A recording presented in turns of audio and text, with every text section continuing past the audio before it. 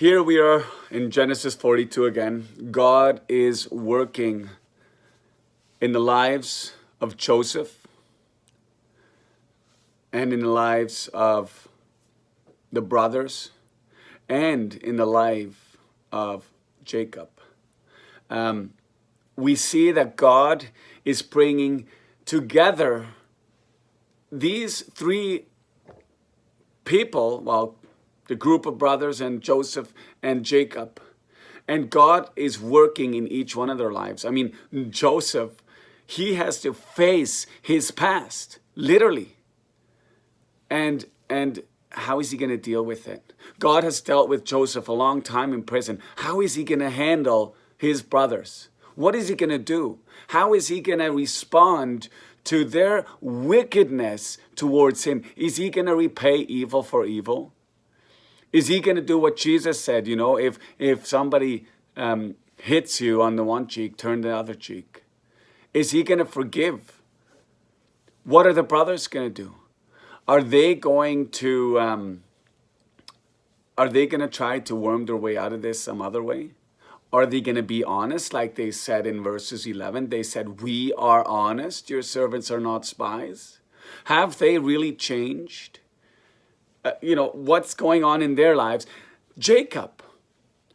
This is where we see Jacob now. The brothers come home and they see all the bundles of silver and they show their father. Verse 35, he saw the bundles of silver and they were afraid. And Jacob said to them, "You have bereaved me. Joseph is not." He's holding this, like he just says, Joseph is not. And Simeon is not. And you will take Benjamin. All of these are against me. God is now beginning to work in Jacob. Well, he's already been working, but he is going to take Benjamin. See if Jacob will let Benjamin go. And he's working in his life as well. Because sometimes we need to let go before God can give back. And here, Benjamin needs to be let go of by Jacob in order for this to continue. Because the brothers need to bring, Benjamin is an integral part of getting food next time. And if Benjamin does not go, well, if Jacob does not let go of Benjamin, he says it himself. Joseph is not, he's already been taken. Simeon is not, but now Benjamin, which is Joseph's, full brother, from Rachel, his beloved wife, he needs to let go of him.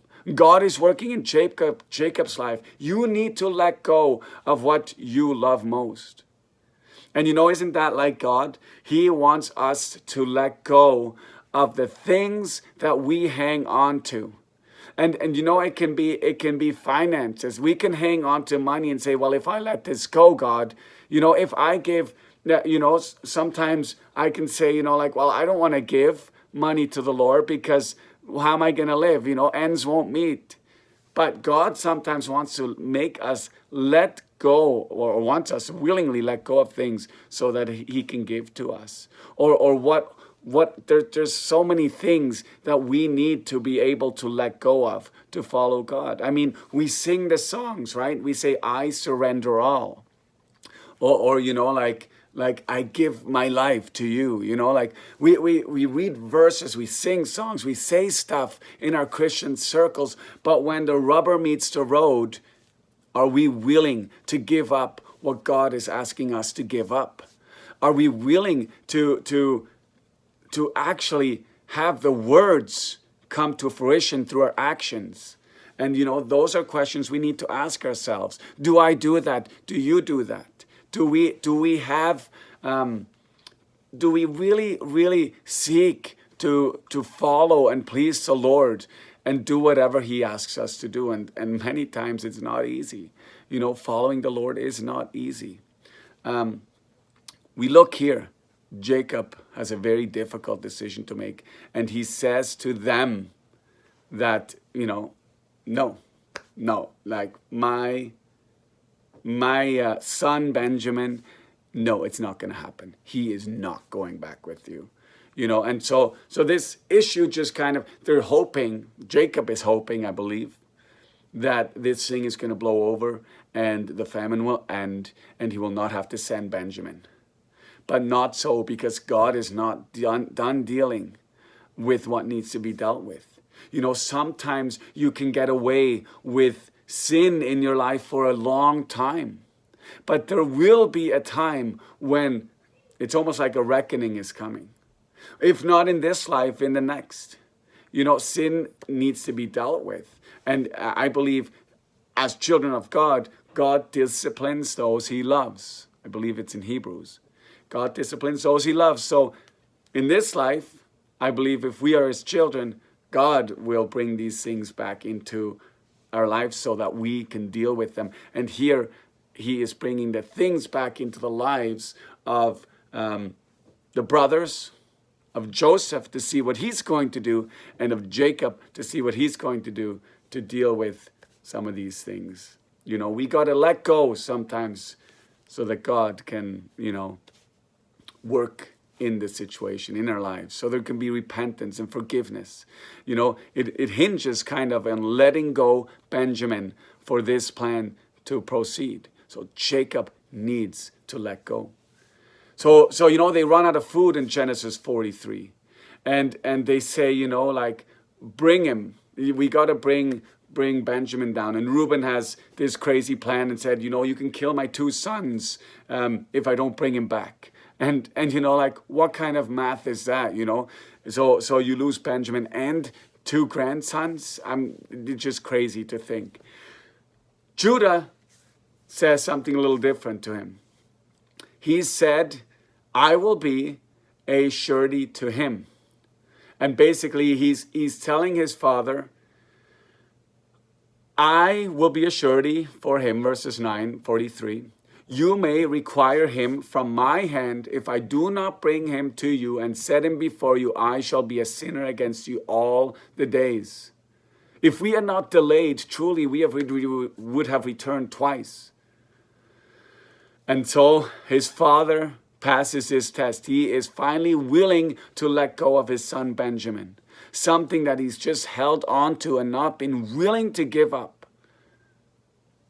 And their father, in verse 11, said to them, if it be so, then do this. Take from the produce of the land the vessels and bring down a present for the man, a little balm and a little honey, spices, myrrh, and nuts. And double the silver. And he tells them, and take your brother, in verse 13, and rise up, return to the man. It takes a lot for Jacob to do this. But he's come to a point where, listen, if he hangs on to Benjamin, it's going to be worse. His brother said they're not going to go without Benjamin. They have no more food, so everybody will die. So he's kind of in a predicament here. Either he lets go of the one son, or he lets everybody die.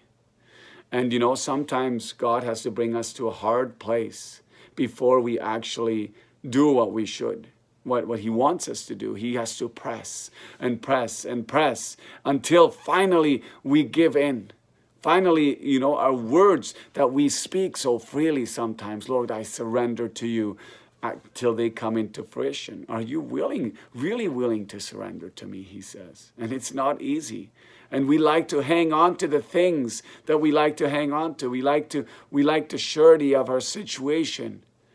But God himself, he is mighty, and he will work. And he will work in us, his children.